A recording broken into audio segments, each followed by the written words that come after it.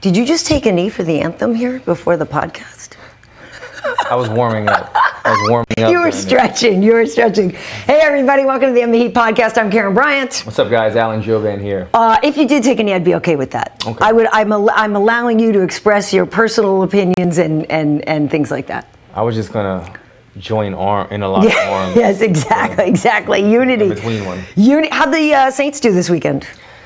I don't even know. We kicked butt, actually. Did you? I think we beat the Panthers. That shows how much I'm following this season. But I think we beat the Panthers pretty good. I think Breeze was on. Nice. I didn't watch the game though. No, I didn't get to see the Pats game. I saw a little bit of it. They win.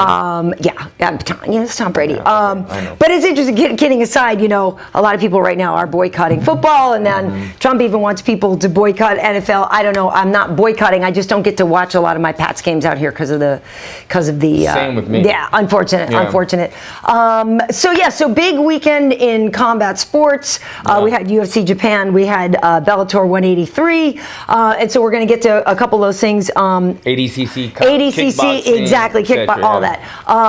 And I won my tennis match. So let's start with that.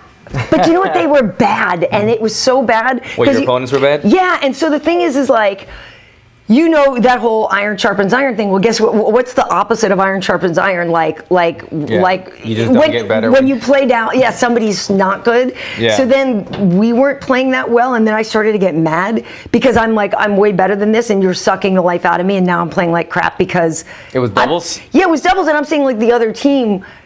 It's like if they don't give you anything difficult to work with, you start to space out and kind of zone out a little bit. Yeah. But whatever. I get it though. It's like that in fighting too, man. Like sparring sometimes or rolling, you go with somebody not quite on your level. Sometimes it brings you down to that level. So. Yeah. Well, we're bringing you up. So one of the things we want to talk about today is we start here in round one.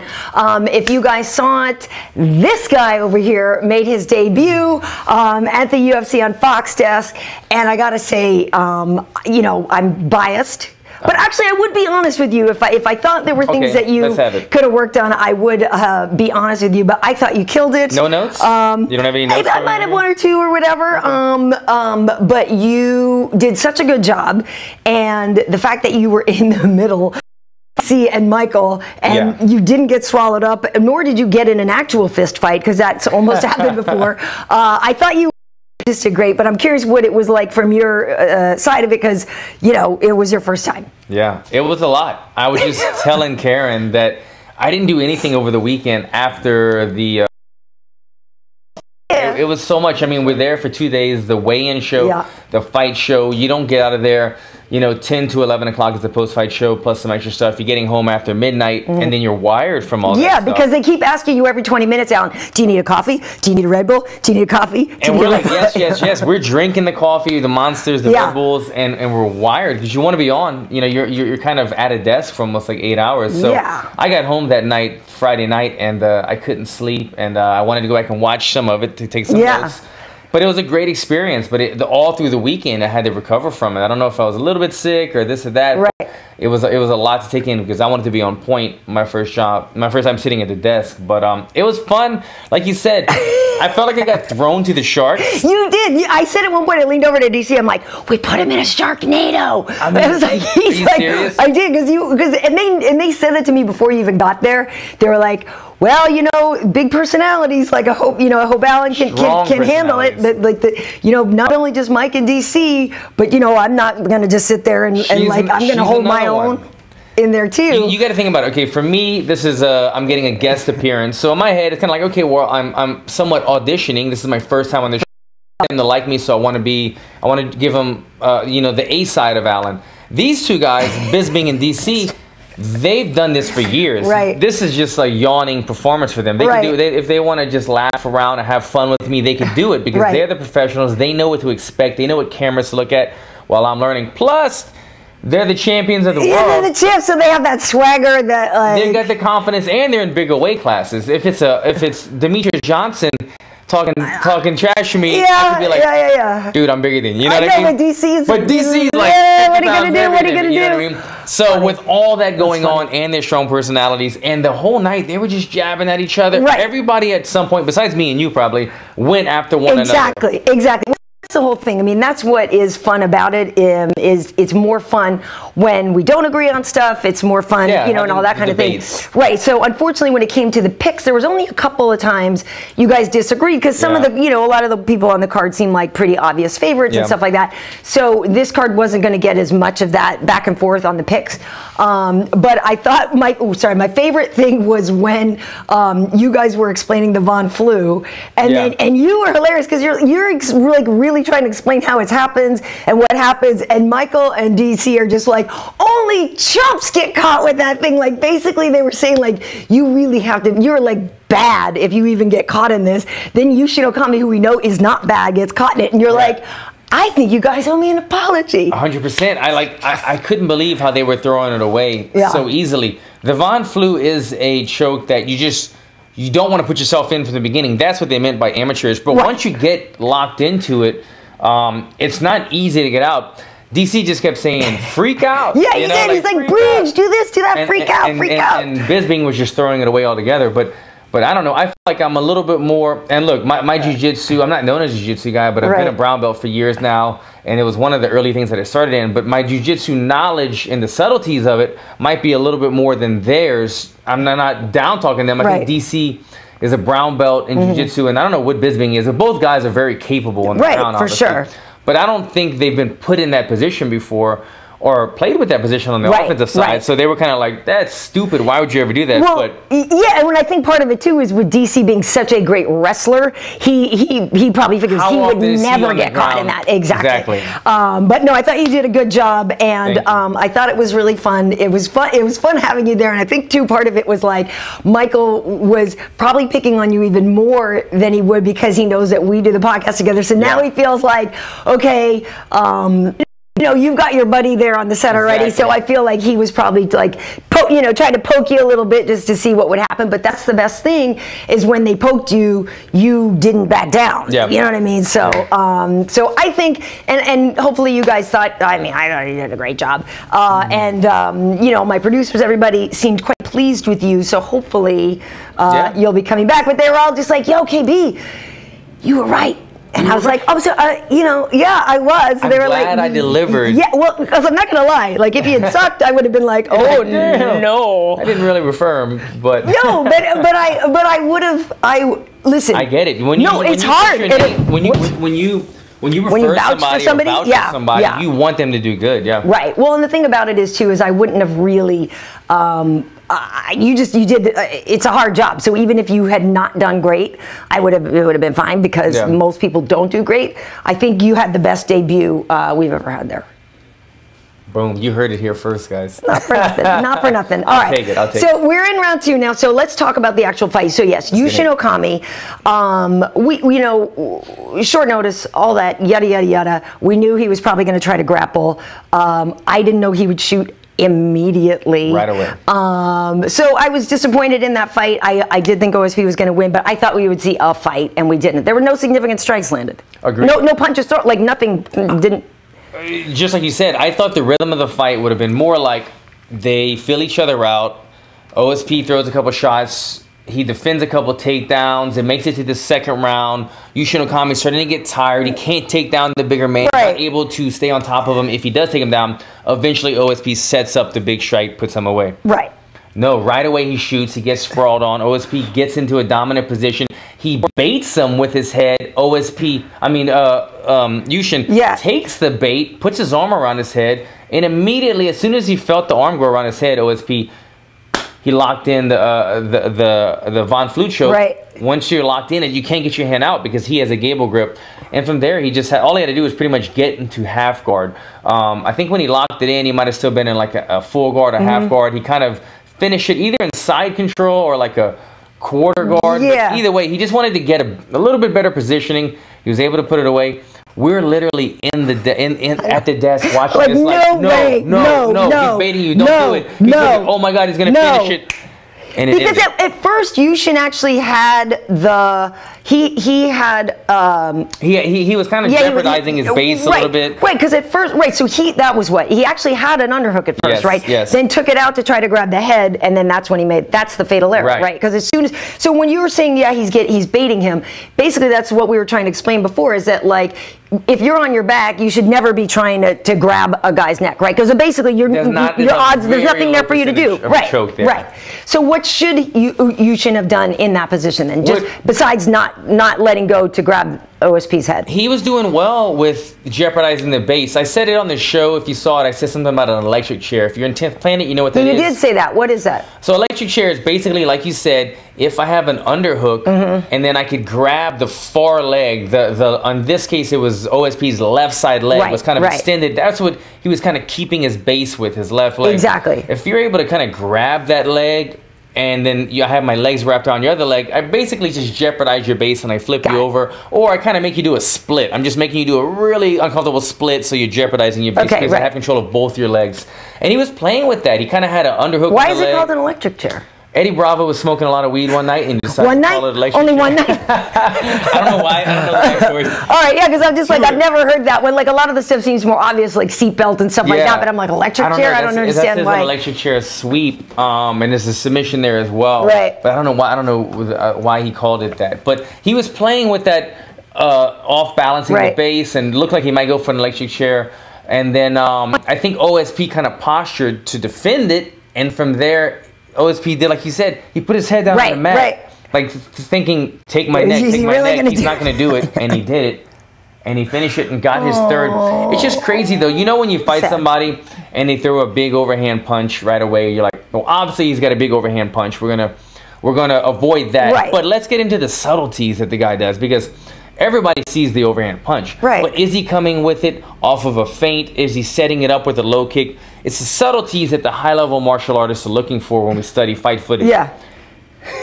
It's like he just avoided the elephant in the room, being the Von Flue show. I know. Yeah, that was amazing to get caught in the one thing that this guy is the master of, which is strange. So afterwards, OSP did mention that he still would like the fight with Shogun. Yeah, I'm glad that he wants to. The rematch, which I would like to see too. It's just that now we don't know when that could happen because Shogun is out, and with an ACL. Yeah, it's a knee thing, so which could be a while, right? And so we're really sort of joking around about the division with DC, like who should get a title shot, but Shogun and Volkan Ozdemir are the only two guys that are actually on winning streaks in that division, because DC's like, look, even the champ's coming off a loss, which is funny to me. I'm glad he could laugh. I know. But so it might be Volkan, it could be Gus. But OSP now, he had gone on a 3-fight losing streak at one point, so now he's back on 2 wins in a row. I don't know, like he has said some things about trying to change his game mentally and stuff like that. Now, like, I would like to see it if OSP is that guy that we keep saying, oh, if only he had better coaching, or if only, like, we keep talking about him as a guy with so much potential. Now you look back, he's actually been in the game for a long time. I would like to see if now is the time we're really seeing OSP peak and become the guy that we all kind of thought he could be. Yeah, and I don't think, like you said, the better coaching, I don't think that it's a discredit to his coaching. But everybody, what we mean by that is that nobody's seen him at a super gym with a bunch of a variety of coaches or trying new stuff. But is he peaking? I don't know. It's tough to tell because this main event, he was supposed to win. I know, and that's the thing. That's what I'm saying. So I want to see him fight Shogun again, because even the first Shogun fight was so fast. Like, I want to see him in a more competitive fight again. It's hard to gauge him. And even if, I would say, even if he was going to fight Shogun anytime soon, I would think he was the favorite in that one again, So it's probably. Like, it's once you step up to the Volkan Ozdemir or the Gustafsson, then you're able to really gauge where he's at. But those guys are very tough. And I got to say, Volkan is somewhat new in the UFC. What is he on? 3 fights in the UFC? Yeah, but he's knocking people out. But he's knocking people out. He is, to me, in my mind, is the most marketable guy, or not most marketable, but the most deserving guy. He's undefeated, right? He's undefeated. Yeah, but more than Gus? Well, Gus, it's tough because Gus is a marketable guy. Let me correct my words. Gus is very marketable, and I think Gus is on a 2-fight win streak. And Gus is Gus gave John Jones the hardest fight of his career. I mean, DC has already beaten Gus, so again, that's the other thing is it a fresh meat conversation. Exactly. So do we want to see the guy that gave him the most competitive fight but has already lost to the champ, or do we want to see the up and coming guy? I think the wrong decision, and I could be wrong about this, but to make those two guys battle. Because then Volkan and Gus? Yeah, and then the winner fights John Jones. But if you do that... You mean DC? DC. Yeah, you're right. Then DC. Because then I know I don't want to burn one of those guys out. I would just give one of them. I would just give it. You're making another guy. Those two guys would probably battle. If Gus and Vulcan fought, right? You're not getting both guys when they're their best, and then one of them loses momentum. I would almost just let one of them fight, and then the winner or loser fights the third person. We'll see. We'll see what happens. I have a question for you. You were right. Well, we all kind of called Claudia and Jessica fight of the night. The guys that were giving him so much grief because Alan said that one could be fight of the night. I might have said it a couple times. Then you see. You said the Ishihara, or no, was it Ishii? One of those you said could also be fight of the night? I said might have Ishihara. I also even said that if what's his name who just retired, or that we thought might retire, the Japanese. Takanori Gomi. I was thinking if Gomi and Kim, I think it was, decided to stand the entire time, that could be a possible fight of the night because both guys throw power punches, both guys put their hands down, they get a little crazy in there, but obviously that wasn't the case. Okay, so.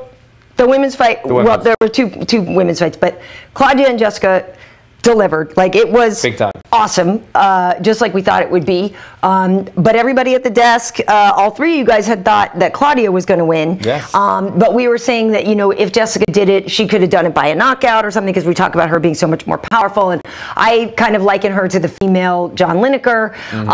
You were saying you expected Claudia to be stronger on the feet. Jessica's stronger on the feet. Claudia's stronger on the ground. Stronger, yeah.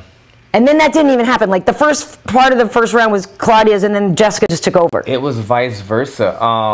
Claudia looked tremendous on the feet. Yeah. In the beginning of the fight. At the beginning, she was lighting her up. She was landing that. I mean, I was like, oh no, this is gonna be a short fight. When I wanted it to be a while because I like both these girls. I kept thinking, Jessica better switch this up because she kept coming in with hooks. Yep. And then Claudia was just right out of range, bomb, countering, bomb, countering. Yeah, using that advantage. Using that advantage, staying out of range, circling off of the cage. She looked like such a polished striker compared to where she was. So she did get better in her camp. Obviously, the change of camps has helped her. And whoever she's working with now, Chris Luttrell. And some of the times she's at Jackson, you know, with Wink, and then other times she's with Yi and Luttrell. Yeah, it seems to be working. It seems that she found success. Like I said in the post-fight show, I think the turning of hands right there was when she went for the guillotine. She got slammed, and so it wasn't just her messing up. It was Jessica picking her up in a dominant fashion and pile driving her. It was crazy. But she held on to it, and I was like, wow, she's got a great grip to hold on to get slammed and still come back up. But then she went and kind of jumped guard, which is always dangerous in MMA because if you jump guard on a guillotine, you're obviously on your back and the other person's on top, and that's what happened. And then she lost the second half of the round. And from there, she lost the second round. She went for the guillotine again. She almost sank that one, but again, it was too little late, too little time. By then, her arms were gassed, and the third round was very much a downhill battle, or an uphill battle for her. But I think that I would have loved to have seen what would have happened, what would have transpired if she hadn't have gone for that grappling exchange and stayed on her feet. Although I said that I thought Jessica was going to be the much better striker, and Claudia, they proved me wrong, but I wanted to see how the fight would have lasted. Well, plus Claudia, I mean, if they had stayed on the feet, she was doing well, but Jessica, as we saw, has a chin, and she would have had to still just keep eating it to try to get inside since she had to give up that reach advantage.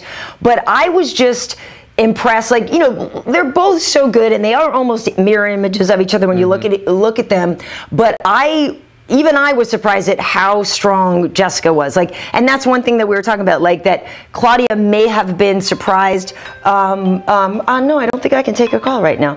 FaceTime. But that Claudia was maybe surprised by the fact that Jessica was so powerful and able to just kind of toss her around and stuff like that. That's usually Claudia. So I wonder how much of this fight was not even just physically losing the fight, but I wonder how much mentally in there. I mean, we'll hear this after the fact maybe, but yeah, that confidence maybe started to get sapped for Claudia when she was realizing, like, wow, I'm not the bully in this fight. You're right. You know? Not only was she kind of getting thrown around and getting done to her, which she normally does to the other girls. But as well as that, when Jessica was getting on top in those positions, she wasn't just staying there and holding position. She was punching the body and elbowing her on the side of the head. God. And just, oh my God!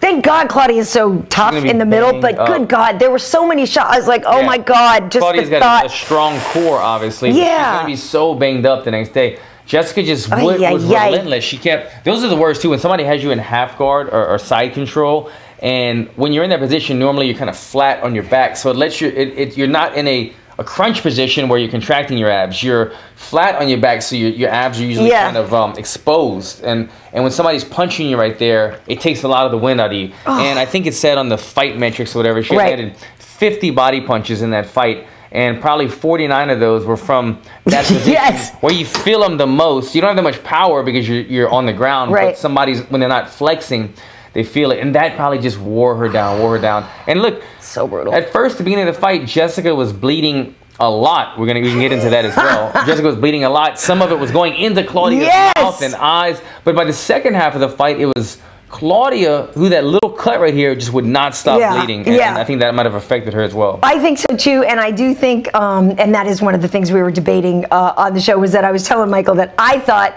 that Jessica was using that blood to her advantage because she was, you know, sitting there and she was able to really get it all over Claudia in her face, which I think is distracting. Now, granted, I have never been in some bloody fight, but I'm sitting here, I'm thinking, if I'm on the bottom and I'm trying to not only just defend, but meanwhile, I'm also like freaked out by blood going in my mouth, in my eye, all this. There's no way that wasn't throwing Claudia a little bit to have that happening to her. It definitely makes it uncomfortable. You're already worried about positioning. Now you're thinking about strikes. And then now you're thinking about blood hitting you. It's just one more thing that you're kind of like squinting and throwing off your breathing and things like that. So I saw that. I mean, I remember watching the fight thinking, man, she's bleeding in her mouth or her eyes because she was bleeding so heavily and she was right on top of her. So I thought that was a good. But Michael's all like, "Oh yeah, that's her strategy. Let me get knee in the face." I said, "Dude, I never said it was." I said it was. Yeah, I said she used it to her advantage. I didn't say it was her strategy. It's like covering up the mouth, affecting your breathing. It was the same thing. It was just kind of throwing off her rhythm and her ability to recover from it. So,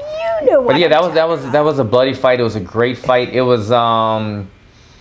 I mean, I wouldn't mind seeing a rematch. It was awesome. Great, and well, that's the whole thing now is you don't know what to do because both these women have already fought Joanna, and you know Jessica did very recently, and so now it's like maybe they, you know, she's in the #1 position, but obviously Rose is fighting Joanna in November, so we just kind of kick back and see what for now. But great fight for Jessica Andrade, and you know, it wasn't like, you know, Claudia definitely had her moments. I still think she puts it on a lot of other women, but it wasn't her fight tonight or that night. But what about Saki? Okay, so now that you're there, right, when you see what happens when we're all watching the fights together on fight night. So some fights, you know, we're chit-chatting. Sometimes we're not as focused if it's like a grinder and it's going. But all of us were just sitting there glued. Like as soon as Saki started walking out, we're like, oh no.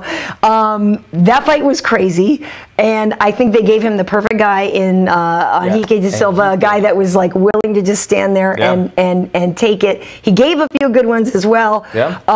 But that knockout was sick. That knockout was sick. Sick knockout. You get the bonus. You get the highlight knockout. You face some adversity in your UFC debut. Great debut. I will say that it showed a little bit of vulnerability. Oh, for sure, though. Saki's game. For sure. He didn't even go to the mat, really. Right. And he was having trouble within the clinch. And look, he's had a ton of Muay Thai fights. He came up in Muay Thai before he got into kickboxing, so he knows how to clinch. But if you're not doing it every day, and this is the thing, Muay Thai plum, you're very upright. It's a lot more like technique in here, but wrestling, grappling, where you're bent over and kind of defending from a lower stance, a lot more taxing. You're trying to keep your posture about you and everything. So we saw that wear him down. I was really surprised that kind of wore him down, but I realized he's maybe only been doing a little bit of Muay Thai plum, not so much the wrestling type grappling, and it got tiring on him. He ate a couple knees, he ate a couple elbows, and he said he got tired, and then he was able to come back like the champion that he is.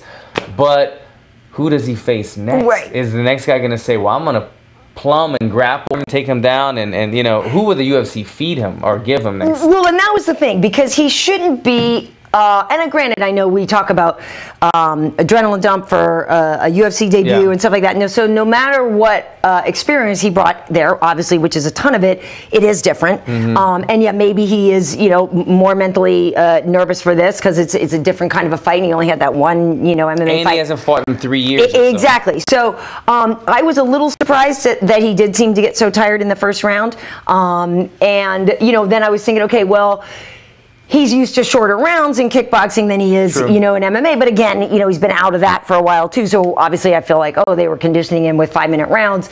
But yeah, he shouldn't get that tired that quickly. And obviously trying to fight somebody as big and, you know, powerful as H.E.A.T, I'm sure that would tire most people out or whatever. Yeah. But I agree, like, you know, there was at one point, there was a couple times, well, first he sat De Silva down right away, but he didn't go to the ground. And that was the whole thing. It's like, well, that's not where he feels comfortable. So I didn't expect that. And then later on, when people were questioning the stoppage, because this is my question to you, I'm okay with it. You know, yeah, his head didn't bang off the canvas, but he definitely looked knocked out to me.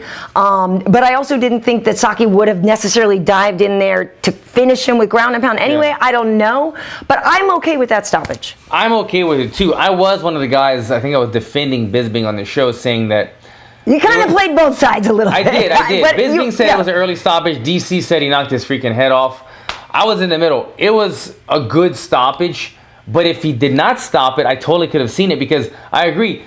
He got his head knocked off and looked like he was going to be unconscious. And then when he fell, he was able to not even let his head bounce off the canvas, and he was still looking and kind of aware. So if the ref had not have stopped it, and Saki decided to come and ground and pound it, he probably would have defended a little bit, taken a couple punches, and then it would have been the end of the fight. Yeah. And that would have been normal. I wouldn't have been like, why didn't the ref stop it right away? I'd have been like, okay, he followed him to the ground. His eyes were open. He wasn't unconscious. His head didn't bang. So that's what I meant. Right. I think that it could have continued going, but if you're going to stop something, could be early, that's a perfect time to, because I think so. When somebody's head flies and it's like when it's like a walk-off type knockout scenario, then that's the time it's okay to stop it. And not for nothing, but technically, you know, that was the second time he'd been knocked down in the round. And not for nothing, when you see that replay, there's that one replay that's like right over Saki's. That's like a freight train hitting. Do you know what I mean? Yeah. Like. So I'm wondering too if the ref standing that close to the fight is like, yeah, this is not getting any better for this dude on the ground. Like, that punch was ridiculously, like, just, I don't know. It was a sick punch, and like I said, if it went a little longer, I think it was inevitable. It was the beginning of the end, but I wouldn't have mind seeing what would have happened. Yeah. But like I said, it was such a beautiful punch, and the way that he took the punch, that I was fine with him stopping it, because it was like, okay, boom, that was like a highlight reel knockout, let it be done. But I will say, John McCartney posted something online one time where he talks about the different levels of knockouts. Right. And this would have been categorized as a knockout that isn't the highest because of the way that it landed. They said when you implode, when you self-implode, come down, those are the worst. Next one is falling on your face. He fell backwards, I think, which was like level 3. Right. In terms of a little bit lower. If you don't break your fall and that kind of stuff. Like if you bang your head on the canvas, things are factored in. That's what referees are looking for. But either way, it was an awesome knockout, and he deserved the performance bonus. And before we move on to the Bellator stuff here in round 5, I want to mention, I mean, officially, we kind of thought that Gomi was going to retire, but he didn't. But it's funny because we were talking about he didn't look like he wanted to be there. Like once, you know, because some people are like, oh, that was an early stoppage. Like, but when you look at his face, I don't think he wanted to be there. Another thing that we argued about on the show, but he didn't want to be there.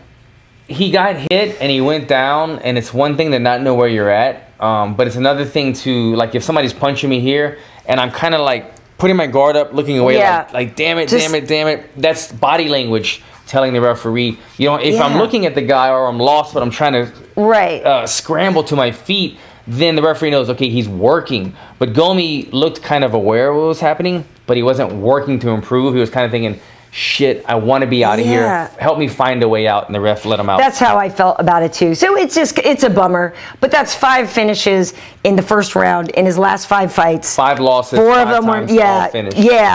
So we'll see what's next. I mean, even if he doesn't retire, I mean, will the UFC resign? I don't know. I mean, like 5 losses. Yeah, I've never heard. I think that's the most losses I've ever heard of in my life, to be honest. Well, and UFC. And the thing, and H.E.A.T now has 4 in a row himself. So he was saying before he thought he was going to maybe get cut before they gave, but then they gave him Saki. So I don't know if he'll get cut now, but it's sort of like somebody had to be the victim there for Saki's debut, and you know what I mean. Like I don't back know. In the day, like I remember when Dan Hardy suffered 3 or 4. They were like, "You should have cut that guy so long ago," but he was a name. Yeah. And H.E.A.T is not as big of a name. No. Gomi is a name. I think they're giving him the respect, but after 5 losses, 5 knockouts. I don't know where his future goes. Yeah, it's tough. But speaking of knockouts, so Aaron Pico, when he debuted in Bellator, everybody was talking about how amazing he was, like he was going to be the greatest prospect, this guy, that, yada, yada, yada. Comes out, gets submitted like immediately. Yeah. But things went better for him Saturday night up in San Jose. I think we actually have the highlight of it, or no? Or no? Okay, photos. That was a beautiful knockout. And when you're talking about John McCarthy's scale of knockout versus KTFO or whatever, that was yeah, because he didn't brace it at all. When you're unconscious before you hit the ground, there's no questions about it. You know what I mean? Even if he hit the ground and woke up, when your eyes roll back in your head, as soon as the punch lands, then the fight has to be stopped. That was a beautiful stop. Beautiful left hook. He walked off. He didn't follow it up. That's a clean knockout. Great highlight for him. And for him to come in to debut with such a hype train around, put on such a big card, and then fail kind of miserably and have so much heat thrown at him, and come back. This is how you get back on board. This is how you get the momentum train going again. Yeah. So I'm happy that, you know, I mean, I don't know the guy, but it's just kind of nice when you do come in, like you said, with that heat and that prospect label.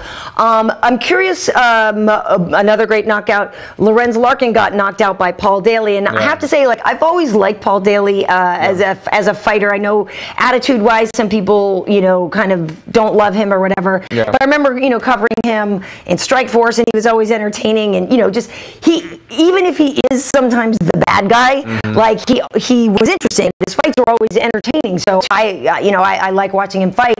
And that was a nice knockout over Lorenz Larkin. He set it up with like a spinning back fist first, kind of started it out, right? And then it was a competitive fight. Yeah, you know, like Larkin was holding his own. Larkin might have even won the first round. He was kind of a little bit more the quicker guy, where I kind of felt like Paul Daley was kind of feeling things out throughout the first round, and then he kind of started to go for it a little bit more in the second round or whenever the knockout was. But yeah, he did a spinning back fist, missed it, continued his rotation, and set up his left hook, which is pretty much his money shot, his power shot. And from there, Lorenz Larkin was just, his equilibrium was off. He followed him to the ground, knocked him out, and that was a heated rivalry going into that. These guys did not like each other. We saw a little bit of a side of Lorenz Larkin we haven't seen. He's usually kind of a soft-spoken guy.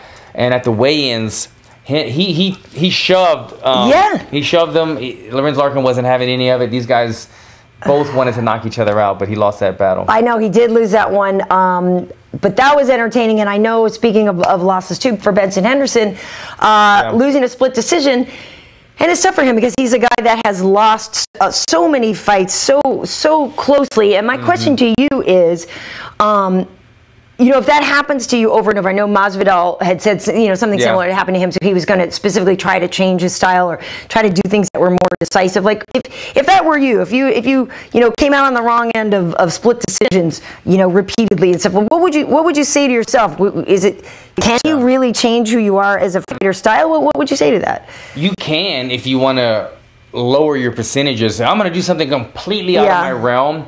That's not safe. That's not smart. Like, you know, so you have to do what you've always done that have given you the success. But there are little moments. You know, there's moments in fights, just like when you hear that clapper, pop, pop, pop, there's 10 seconds left, and people just bite down on their mouthpiece and put themselves in danger because they want to finish strongly.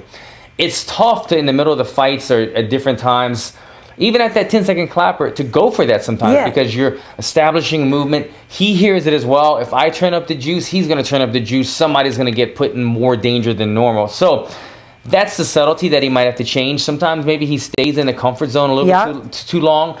He maybe needs to go into the uncomfortable a little bit more into range and go for it more. But at the end of the day, this is his fighting style. This is what has given him success. And when he's had moments that were open, he's capitalized on them in the past, but he's just not having those moments right now. Yeah, it's tough. It's tough, and you know, they were saying he wanted to be the first guy to, you know, get a title over there as well as UFC and WEC and stuff. So it's a bumpy road for him right now. And obviously, I think he thought he won. You can see his expression after the fight. He's like, what? Like, he thought he did enough, but both men thought they did enough. I watched the fight, kind of fast forwarding through it because it was late that night. but it seemed like a very even fight. So it's one of those that you left it to the judges. It was close. It's going to go either way. It's tough. Although, you know, don't leave it in the hands of the judges is like way easier said than done. Yeah, when you're fighting at the highest level. By the way, though, I wish, you know, I was going to share some stuff because we get the early feed of Spike.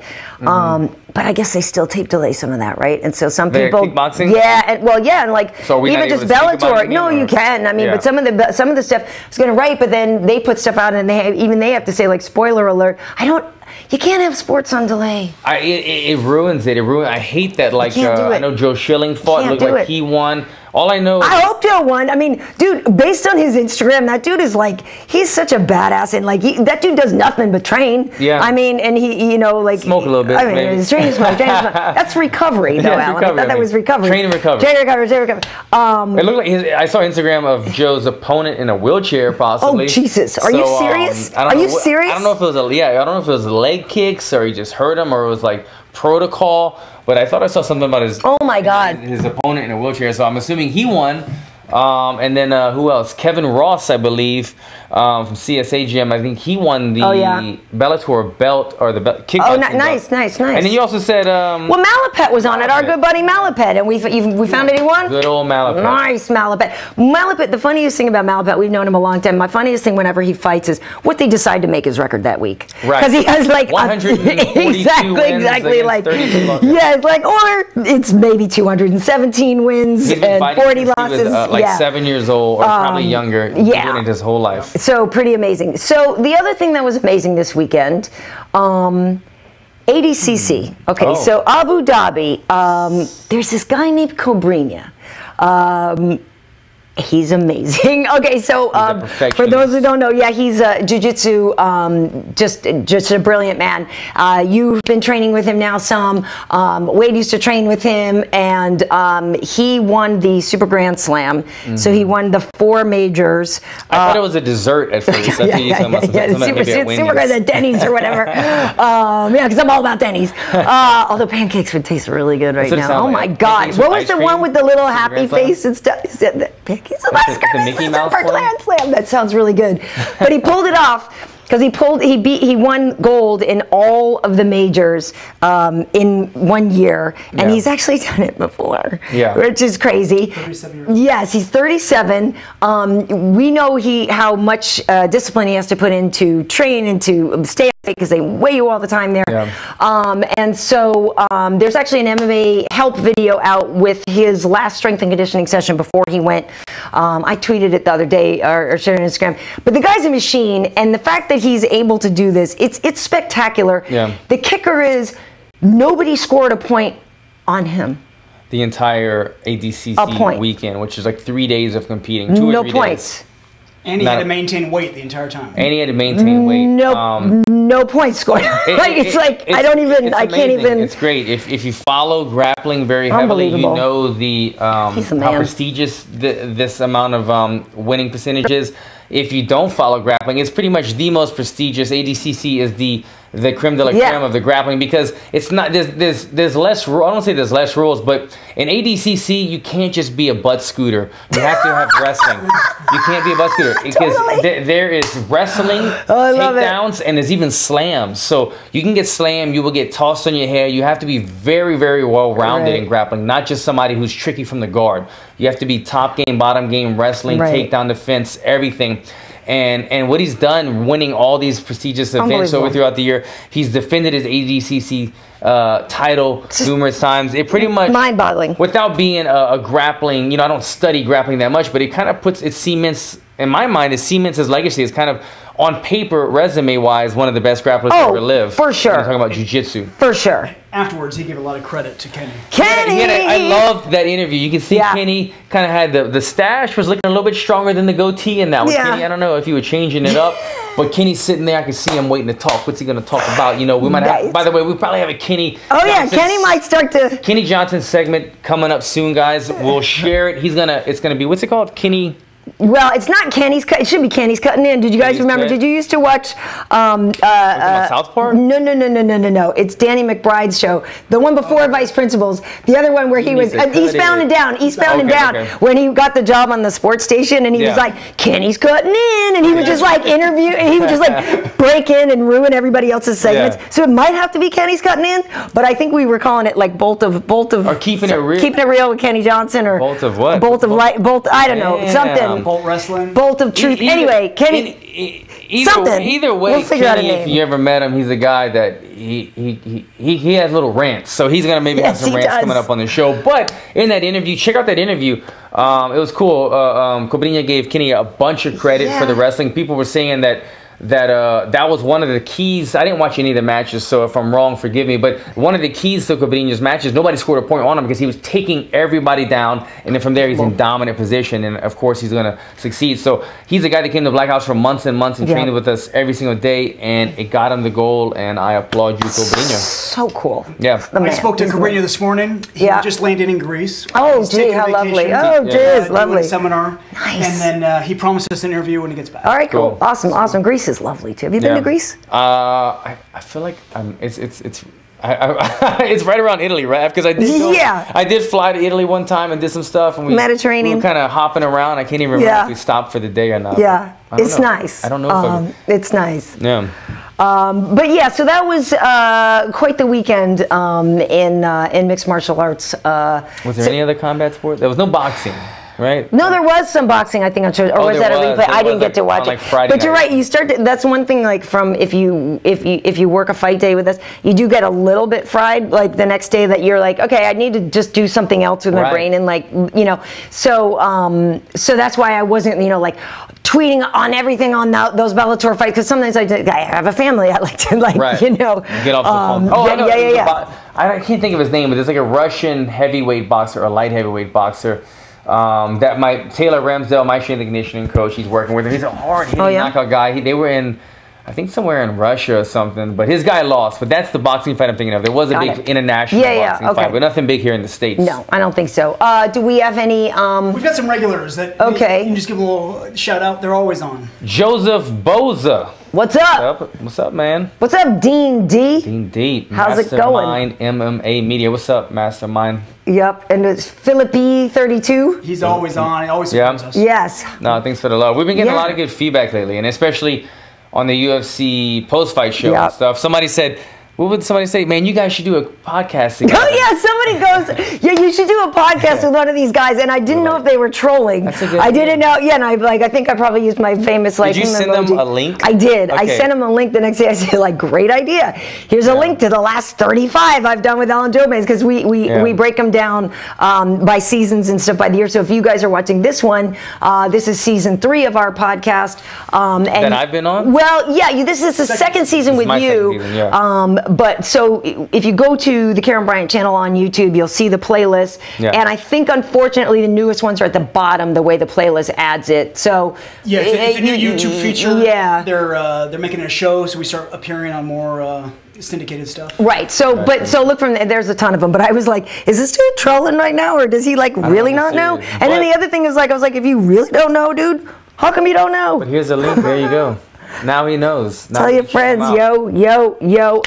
But you guys should seriously also tell Fox and UFC what a good job he did. Just Dr. Mario. Send him a little tweet. Oh yes, Dr. Mario. Yeah, no, for sure. Dr. Mario Pepper. He writes a lot too. He or she. I'm not sure if Dr. Pepper is a guy or a girl, but Dr. Pepper. A lot of stuff. Dr. Mario. Well, I guess that's what a sweet name. Dr. Pepper. You guys are the greatest of all time. Yeah. Dr. Pepper. Yeah. Dr. Pepper. I love the little Dr. Pepper guy. What is it? Those commercials with it? I don't know. Be sweet, or what does he say? They're so bad, they're good. Those little Dr. Pepper ads. Featuring Little Pepper, or whatever his name is. And it's the guy that used to be. He was on American Idol. And he's like, so sweet, or whatever. Oh, yeah. I know that guy. He's popping up in weird places. Right.